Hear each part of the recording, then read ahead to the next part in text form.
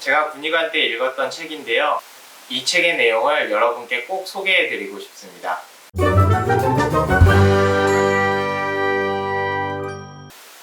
안녕하세요, 김 사장입니다. 제게는 두 명의 아버지가 있습니다. 한 명은 부자고 한 명은 가난했어요. 한 분은 대학원 4학년 과정을 2년 만에 끝내셨고 박사까지 땄어요.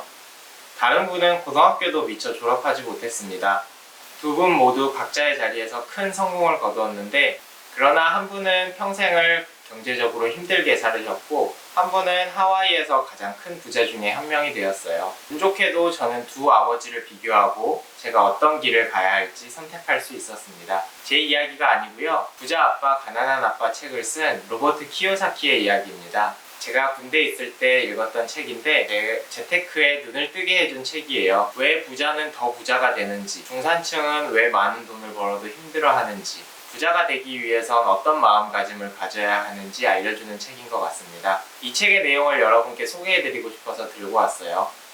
부자 아빠, 가난한 아빠. 1997년 출판된 이후로 51개 언어 109개국에서 출간됐고 4천만 부 이상 판매된 책입니다. 국내에는 로버트 키요사키 책이 17종 출간됐으며 국내에서만 350만 부가 팔린 어마어마한 스테디셀러라고 할 수 있습니다. 그럼 도대체 무엇이 이 책을 이렇게 유명하게 만들었을까요? 이 책의 가장 핵심적인 내용은 다음과 같습니다. 수입과 지출, 그리고 자산과 부채가 있습니다.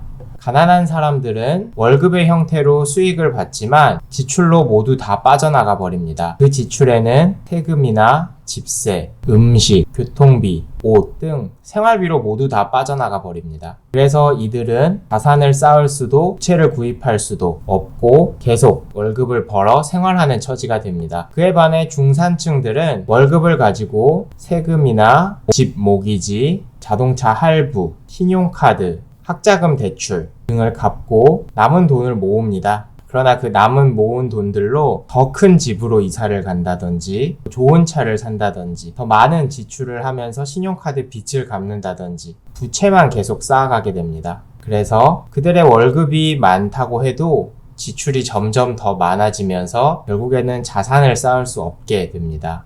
부자들은 어떨까요? 부자들은 자산을 가지고 수익을 만듭니다. 부자들이 가지고 있는 부동산, 주식, 채권, 지적 자본 등을 통해서 수익을 창출해내고 그 수익을 가지고 세금이나 모기지와 같은 지출을 하고 나서도 남은 수익으로 자산을 계속 쌓아나갑니다. 이 점이 가장 다른 점인데요. 중산층은 월급이 들어오면 먼저 지출을 하고 그 다음 남은 것들을 저금을 합니다. 저금을 해서 그 저금을 통해서 수익이 늘어나는 게 아니라 더 큰 집으로 이사 간다든지 더 좋은 자동차를 산다든지 더 많은 소비를 한다든지 하는 식으로 모두 다 써버리고 맙니다. 반면 부자들은 수익이 들어오면 가장 먼저 이 수익으로 자산을 더 불립니다. 그리고 이 자산에서 나오는 수익들 중에 일부만 지출을 하려고 합니다. 부자와 가난한 사람은 어떤 점이 다를까요?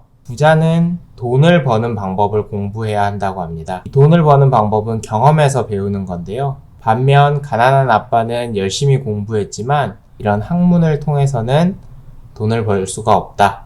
부자 아빠는 머리 좋은 사람을 이용해서 돈을 벌려고 하고 가난한 아빠는 머리 좋은 사람이 되려고 열심히 노력합니다. 그래서 부자들에게 더 많은 수익을 알려주죠. 가난한 사람은 돈을 위해 일합니다. 끊임없이 일을 하지 않으면 수익이 생기지 않기 때문에 열심히 일하고 열심히 벌어서 열심히 씁니다. 부자들은 반면 돈이 나를 위해 일하게 합니다. 점점 쌓인 자산이 더 큰 수익을 불러오고 그 수익을 통해서 더 많은 자산을 쌓게 합니다. 가난한 사람은 더 큰 집으로 이사 가는 거를 투자라고 생각하고 자신의 자산이 늘어나는 거라고 생각을 합니다. 그러나 집이 커질수록 그 집을 유지하기 위한 비용이나 세금, 그 집을 채우기 위한 소비들만 늘어나기 때문에 부자들은 집은 단순한 부채라고 생각합니다. 그래서 집에 투자하지 않고 그 돈으로 현금 흐름을 만들어내는 자산을 구입하려고 합니다. 부자 아빠, 가난한 아빠에서 뽑은 인상 깊은 구절들인데요. 가난한 사람과 중산층은 돈을 위해서 일하고 부자는 돈이 자신을 위해 일하게 한다.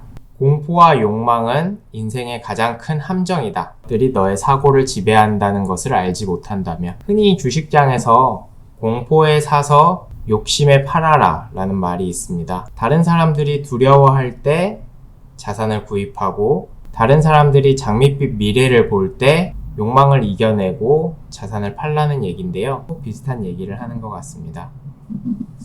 직업이 아닌 비즈니스를 신경 써라. 직업은 더 많은 수익을 올려줄 수 있지만 그 수익은 내가 일하지 않으면 들어오지 않는 수익입니다. 끊임없이 일하고 끊임없이 소비하면서 자산을 쌓아나가지 못한다면 결국 일의 노예가 될 수밖에 없다는 뜻인데요. 나의 비즈니스를 만들어서 돈이 나를 위해 일하고 내가 일하지 않더라도 계속 수익이 늘어나는 구조를 만들어라 라는 뜻입니다. 부자는 사치품을 마지막에 사지만 가난한 사람과 중산층은 처음에 산다. 집이나 좋은 차, 좋은 옷들과 같은 사치품은 자산이 아니라 부채에 해당하기 때문에 결국 현금 흐름을 나쁘게 합니다. 부자들은 그런 사치품을 사는데 돈을 쓰지 않고 자산을 구입해서 자기의 수익을 늘리는데 가장 먼저 사용. 부정적인 사람은 비판하지만 승리자는 분석한다. 항상 사회 탓을 하는 사람들은 성공할 수 없습니다. 승리자가 되기 위해서는 사회가 어떤지 분석하고 그걸 이용해야겠죠. 시장의 타이밍을 재지 말고 파도에 올라가 상승을 기다려라. 마치 서퍼들이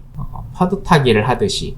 그러니까 주식이나 부동산들을 할 때 내가 시장의 움직임을 파악하고 있다고 하지만 다른 모든 사람들도 다 나와 같은 생각을 가지고 있거든요. 그래서 다른 사람들이 살 때 사고 다른 사람들이 팔 때 팔면 공포와 욕망의 지배를 받게 됩니다. 그래서 마치 파도 타기 하는 사람처럼 바다 위에 올라서서 파도가 오기를 기다리는 거죠. 자산을 구입하고 그 자산의 가치가 올라가기를 기다려라 라는 뜻입니다. 무엇을 공부할지 신중히 정해라. 너가 공부하는 것을 닮아간다. 돈을 공부하는 사람은 부자가 되고 학문을 공부하는 사람은 학자가 됩니다. 무슨 공부든지 하면 도움이 되는 게 아니고 나한테 필요한 올바른 공부를 하는 게 필요합니다. 부자가 되길 원하면서 학문을 공부하는 거는 바보 같은 짓입니다. 내가 목표하는 것을 공부하도록 해야 합니다. 마지막 정리입니다.